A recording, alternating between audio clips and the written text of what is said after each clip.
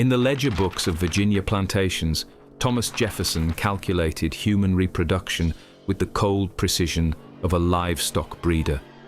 A woman who brings a child every 2 years, he wrote, is more profitable than the best man of the farm. The same hand that penned, "All men are created equal," reduced enslaved women to breeding stock. The contradiction was not lost on contemporaries. Samuel Johnson, the English writer, asked with cutting precision, "How is it that we hear the loudest yelps for liberty among the drivers of Negroes?" When the 13 colonies declared their independence, approximately 500,000 human beings lived in bondage within their borders. By 1860, that number had exploded to nearly 4 million. As Frederick Douglass would later write, "I've often been asked how I felt when first I found myself on free soil. A new world had opened upon me. But for the overwhelming majority of enslaved Americans, that new world would remain forever beyond reach, sealed behind walls of law, violence, and economic necessity that the young republic built ever higher around them." Welcome to the Journals of History and the story of how a nation founded on ideals of freedom constructed the most extensive system of chattel slavery in human history, the foundation built on human flesh. When the 13 colonies declared their independence from Britain, slavery was not merely legal, it was fundamental to colonial prosperity. Slavery existed and was protected by law in all 13 American colonies when they declared their independence from Great Britain in 1776. From the tobacco fields of Virginia to the merchant houses of New York, from the rice paddies of South Carolina to the shipyards of Massachusetts, enslaved labor powered colonial America's economy with an efficiency that free labor could never match. The Constitutional Convention of 1787 laid bare the depths of American dependence on human bondage. Behind closed doors in Philadelphia, the Founding Fathers engaged in calculations that reduced human beings to mathematical abstractions. The Three-Fifths Compromise treated enslaved people as partial beings for purposes of representation, not human enough for citizenship, yet valuable enough to count toward political power for their masters. James Madison, architect of the Constitution, owned over 100 enslaved people at his Montpelier plantation. George Washington, the nation's first president, possessed more than 300 souls at Mount Vernon, where he personally supervised the brutal punishment of those who dared to seek freedom. The early republic's leaders spoke in contradictions that revealed their moral bankruptcy. Jefferson, who wrote that slavery held a fire bell in the night for American democracy, simultaneously calculated the monetary value of oppressed youth before their birth. His farm book meticulously recorded the breeding potential of enslaved women, noting that a woman who brings a child every 2 years was more valuable than the best man on the plantation. This was not philosophical abstraction. This was the economic calculus that built American wealth. In these founding decades, slavery evolved from a colonial inheritance into a distinctly American institution. The Northwest Ordinance of 1787 banned slavery in territories north of the Ohio River, but this prohibition only concentrated the institution's growth in the South. By 1800, nearly 1 million enslaved people labored in American bondage, double the number at independence. The peculiar institution was not withering away as some founders had hoped. It was growing stronger, deeper, and more profitable with each passing year. The daily reality for enslaved people during these early decades was one of systematic dehumanization wrapped in the language of law and order. In South Carolina, the slave code dictated that any enslaved person found more than 7 miles from home without a pass could be whipped by any white person who encountered them. Masters possessed absolute legal authority over the bodies of their human property. They could separate families, inflict any punishment short of death, and sell the young away from their mothers at will.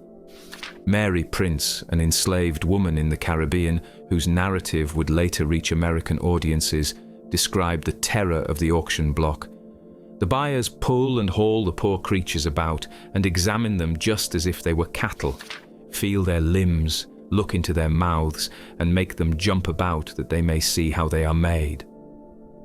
This same degradation occurred daily in American slave markets from Charleston to New Orleans, where human beings stood naked on wooden platforms while potential purchasers examined their teeth, muscles and scars like livestock at a county fair. Yet even in these darkest moments, resistance flickered like flames that could never be fully extinguished. In 1800, Gabriel Prosser organized what would have been the largest slave revolt in Virginia history, planning to march on Richmond with over 1,000 fellow enslaved people. Though betrayed before the plan could unfold, Gabriel's conspiracy sent shockwaves through the South, revealing that beneath the surface of apparent docility, enslaved communities were organizing, planning, and dreaming of freedom. The Cotton Kingdom and the intensification of bondage. The invention of the cotton gin in 1793 transformed American slavery from a declining colonial relic into the engine of national economic growth. This machine, invented by Eli Whitney, allowed Southern planters to grow a variety of cotton, short staple cotton, that was especially well suited to the climate of the Deep South. What had once taken enslaved people 10 hours to accomplish, separating a single pound of cotton fiber from its seeds, could now be completed in 10 minutes. This technological revolution unleashed a cotton boom that would reshape not only the American South, but the entire global economy. Cotton became America's most valuable export, accounting for more than half of all American exports by 1860. The white fiber grown by black hands in southern fields powered the textile mills of Manchester, funded the banks of New York, and built the wealth of merchants from Boston to Liverpool.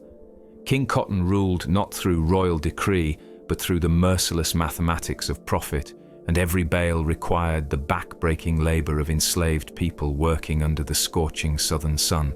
The expansion of cotton cultivation drove a massive internal slave trade that tore apart families with systematic cruelty. Professional slave traders like Isaac Franklin and John Armfield built fortunes by purchasing enslaved people in the exhausted tobacco regions of Virginia and Maryland, then marching them in coffles, chained gangs of 50 or more, to the cotton frontier in Mississippi, Alabama, and Louisiana.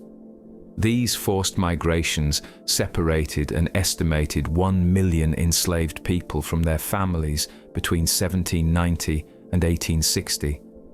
The young were sold away from parents, husbands from wives, siblings scattered across thousands of miles with no hope of reunion. Charles Ball, an enslaved man forced to march from Maryland to South Carolina, described the horror of family separation. My little daughter ran up to me and, throwing her arms around my neck, clung to me convulsively and begged me, in such tones of anguish as I never heard before, not to go and leave her. The slave trader's response was swift and brutal. Ball was chained to other captives and forced to walk away as his daughter's cries echoed behind him. Such scenes repeated thousands of times across the expanding South, leaving emotional wounds that would never heal. The plantation system that emerged in the Cotton Kingdom represented slavery at its most systematized and brutal. Large cotton plantations operated like military camps, with enslaved people awakened before dawn by the sound of horns or bells, marched to the fields under armed guard, and forced to work until darkness fell. The task system that had allowed some autonomy in rice-growing regions gave way to the gang system, where enslaved people worked in large groups under the constant supervision of overseers armed with whips. Solomon Northup, a free black man kidnapped into slavery and forced to work on a Louisiana cotton plantation, described the daily terror. The crack of the lash and the shrieking of the slaves can be heard from dark till bedtime on Epps's plantation any day almost during the entire period of the cotton-picking season. Enslaved people who failed to pick their assigned quota of cotton, typically 150 to 200 pounds per day, faced savage beatings. Those who exceeded their quotas found their requirements raised the following day, creating a system where success brought only greater suffering. The domestic lives of enslaved people suffered under this intensified brutality, Slave cabins, typically measuring 12 by 16 feet, housed entire families in conditions that would horrify modern observers. William Wells Brown, an escaped slave turned abolitionist, described typical slave quarters. The cabin is built of logs, rough-hewn, and contains but one room, about 12 feet square. In this room, the whole family live, both men and women. Privacy was non-existent, sanitation minimal, and comfort unknown. Enslaved women faced particular horrors during this period. Beyond the crushing labor demands that made no distinction for pregnancy, they endured systematic sexual exploitation that was both legal and encouraged. Masters, overseers, and their sons assaulted enslaved women with complete impunity, knowing that no court would convict a white man for raping his human property. Harriet Jacobs, writing under the pseudonym Linda Brent, captured the anguish of enslaved mothers. The slave woman ought not to be judged by the same standard as others. The breeding grounds of human chattel. As the international slave trade ended in 1808, the domestic breeding of enslaved people became a deliberate and systematic practice that revealed American slavery at its most morally depraved.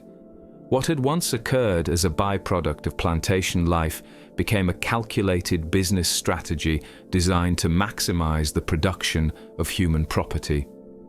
Virginia transformed itself from a tobacco state into America's largest breeding ground for enslaved people. The exhausted soil of the Chesapeake region could no longer compete with fresh cotton lands in the Deep South, but Virginia's enslaved population represented a renewable resource that could be harvested and sold year after year. Pregnancy started around the age of 13, and by 20, the women slaves would be expected to have 4 or 5 descendants.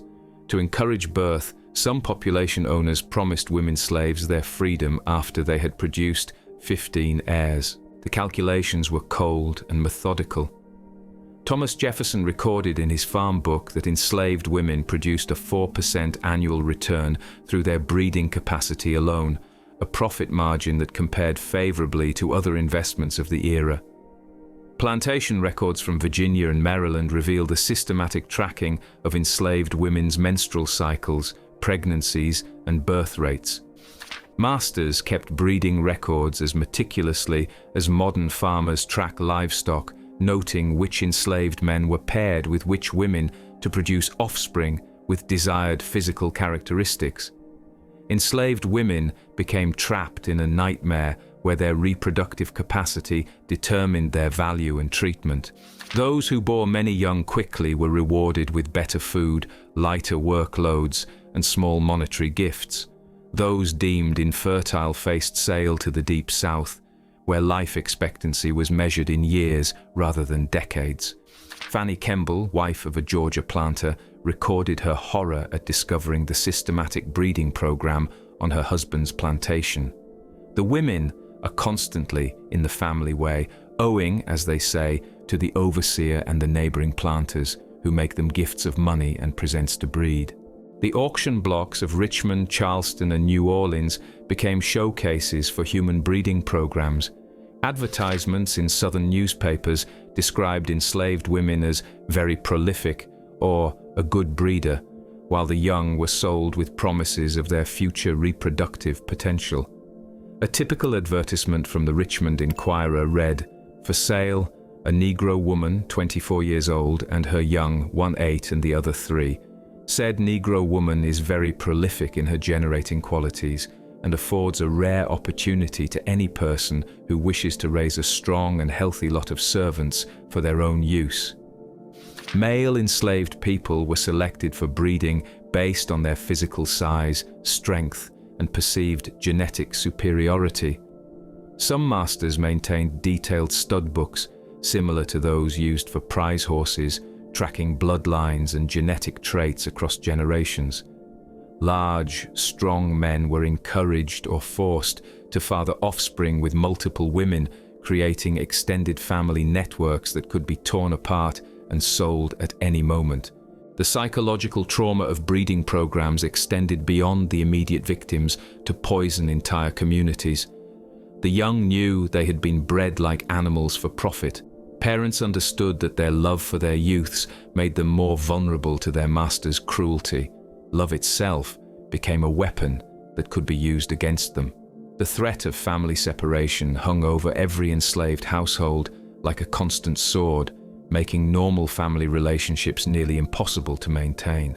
Josiah Henson, whose life story would inspire Harriet Beecher Stowe's Uncle Tom's Cabin, described the agony of fathers who could not protect their offspring. The husband and father, however much he may love his wife and children, however much his affections may be wrapped around them, must submit without a murmur to their being torn from his embrace, to be sold and separated from him forever. This powerlessness corroded the foundations of family life, forcing enslaved people to love while knowing that love would inevitably bring loss. The breeding system created a grotesque marketplace in human potential. Slave traders developed sophisticated networks for moving breeding stock from the exhausted Upper South to the expanding Lower South. Ships regularly sailed from Norfolk and Baltimore to New Orleans, their cargo holds packed with pregnant women and nursing mothers who would never see their homelands again. The Middle Passage had ended, but the domestic slave trade created its own version of hell, tearing apart American-born families with the same ruthless efficiency that had once separated Africans from their native shores. Daily life in bondage, the texture of survival. The daily existence of enslaved people during slavery's final decades revealed both the depths of human cruelty and the heights of human resilience. Life began before dawn, with the sound of the plantation bell or horn calling enslaved people from their cramped quarters to another day of unpaid labor. By 1830, slavery was primarily located in the South, where it existed in many different forms. African Americans were enslaved on small farms, large plantations, in cities and towns, inside homes, out in the fields. On large cotton plantations, the workday stretched from can see to can't see, from first light until darkness made further labor impossible. Enslaved people worked in gangs of 20 to 30, moving across endless rows of cotton under the watchful eyes of drivers armed with whips. The pace was relentless, the quotas punishing, and the consequences of failure severe. Frederick Douglass, reflecting on his years in bondage, wrote, "There was no getting around it. We must work, and we must work hard." The crack of the whip was heard from morning until night. The physical toll was devastating. Enslaved people suffered from chronic malnutrition, inadequate shelter, and virtually no medical care. Their diet consisted primarily of cornmeal, salt pork, and molasses, just enough calories to maintain strength for labor, but lacking the nutrition needed for healthy development. The young showed stunted growth, adults aged prematurely, and life expectancy remained decades shorter than that of free whites. Housing conditions bordered on inhuman. Slave quarters were typically one-room log cabins with dirt floors, no windows, and gaps between the logs that provided little protection from weather. Entire families crowded into spaces barely large enough for two people, with privacy non-existent and personal possessions limited to what could fit in a small trunk or basket. William Wells Brown described his childhood home. "In this cabin lived my mother and her 5 children. The cabin had no floor, but the ground was covered with coarse boards that were hewed out with the axe. Clothing was issued twice yearly, a coarse cotton shirt and pants for summer, with the addition of a rough woolen jacket for winter. Shoes, when provided at all, were crude brogans that offered little protection from thorns, rocks, or cold. Many enslaved people went barefoot year-round, their feet developing thick calluses that served as natural shoes but left them vulnerable to cuts, infections, and frostbite. Medical care was almost non-existent, with masters viewing sick enslaved people as economic losses rather than human beings deserving compassion. Home remedies and folk medicine filled the gap left by professional neglect. Enslaved communities developed extensive knowledge of herbal treatments, with elderly women serving as healers and midwives. Yet, even their skills could not overcome the fundamental problem. Enslaved people were expected to work regardless of illness, injury, or disability. The psychological warfare was as cruel as the physical abuse. Masters and overseers employed a systematic campaign of dehumanization designed to break the spirit of enslaved people. They were forbidden from learning to read or write, denied legal recognition of their marriages, and prevented from owning property. Their offspring could be sold away at any moment, their spouses traded like livestock, and their own bodies violated without legal recourse. Yet within this system of total oppression, enslaved communities created spaces of resistance, culture, and humanity. The slave quarters that appeared so miserable to outside observers became centers of vibrant community life after the workday ended. Families gathered around small fires to share stories, sing spirituals, and pass down African traditions through music, dance, and oral narratives. These cultural practices served as acts of resistance, preserving elements of identity that slavery sought to destroy. Religion became a cornerstone of survival and resistance. Enslaved people embraced Christianity not as their masters intended, as a doctrine of submission, but as a liberation theology that promised eventual freedom. The spirituals they created contained coded messages about escape routes, secret meetings, and dreams of freedom. Go Down Moses was not merely a religious song, but a call to action, with Moses representing Harriet Tubman or other conductors on the Underground Railroad. Harriet Tubman herself embodied the spirit of resistance that flourished even under slavery's heaviest chains. Born into bondage in Maryland around 1822, she escaped to freedom in 1849, but returned 19 times to lead other enslaved people to freedom. Her success earned her the nickname Moses and a bounty of $40,000 on her head, more than most plantations were worth. She never lost a single person on these dangerous journeys, guiding over 70 souls to freedom through a network of safe houses, secret signals, and sheer courage. The Underground Railroad represented organized resistance on a scale that challenged slavery's fundamental assumption of black docility. Conductors like Tubman worked with a network of black and white abolitionists to move enslaved people from the South to free states and Canada. The system operated through code words, secret signals, and safe houses that created an invisible highway to freedom running parallel to the legal structure of bondage. Family life under slavery required extraordinary adaptations to survive impossible circumstances.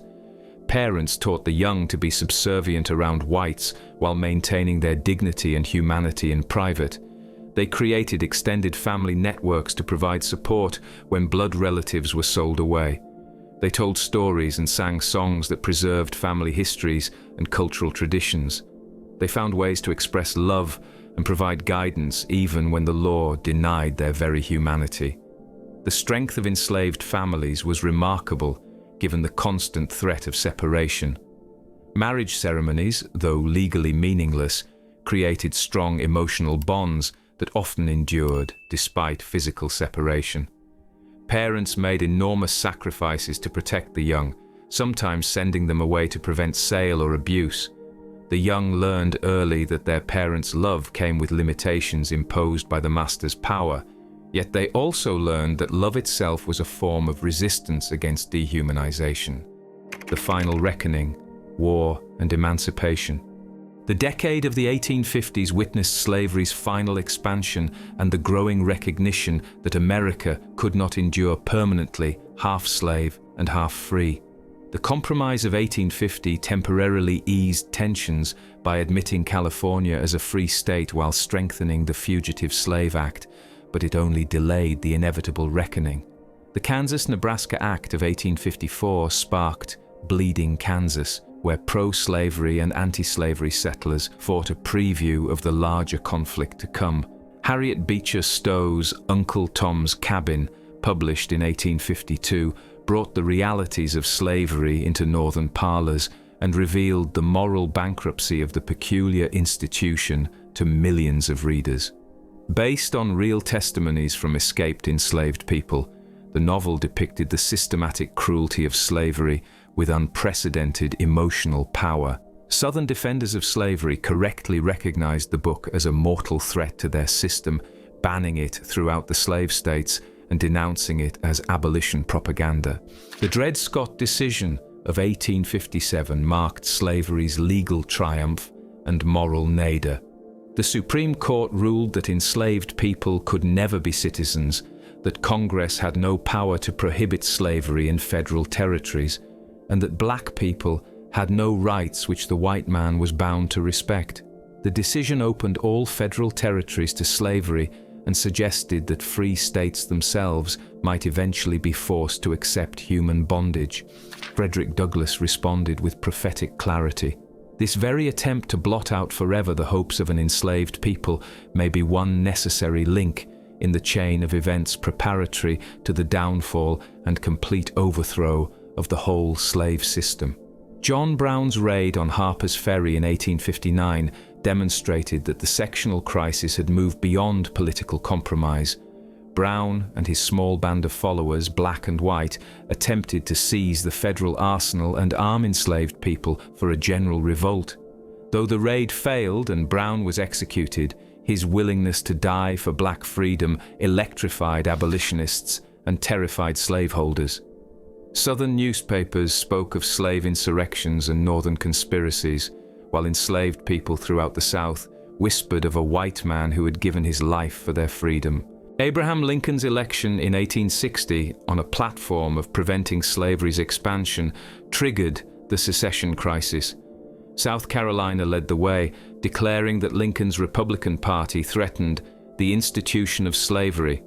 The Confederate States of America formed explicitly to preserve and extend human bondage, with Vice President Alexander Stephens declaring that their new nation was founded upon the great truth that the Negro is not equal to the white man, that slavery subordination to the superior race is his natural and normal condition.